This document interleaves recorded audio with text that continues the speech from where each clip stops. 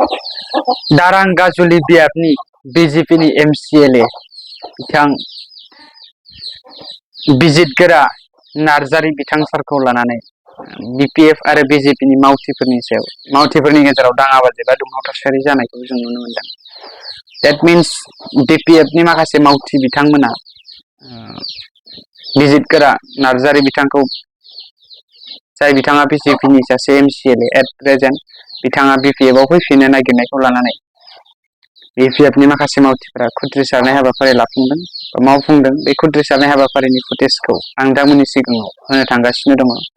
बेनि सिगांनो जायफ्रा आंनि फेसबुक प्रफाइलाव गोदान प्रफाइलखौ फल' खालाम, इउटुब चेनेलाव जायफ्रा गोदान चेनेलखौ साबस्क्राइब खालाम, भिडिअखौ लाइक खालामनानै आरो शेयार खालामनानै जाहाथे साफ्रोमबो बर' रायजो राजाफ्रा नुनो मोनो आरो भिडिअखौ फुल नायजोब बेनि उनाव कमेन्ट खालामनो दाबाव। फैदो जों सोमावसारनाय जे हाबाफारि बेखौ जों नायदिनि।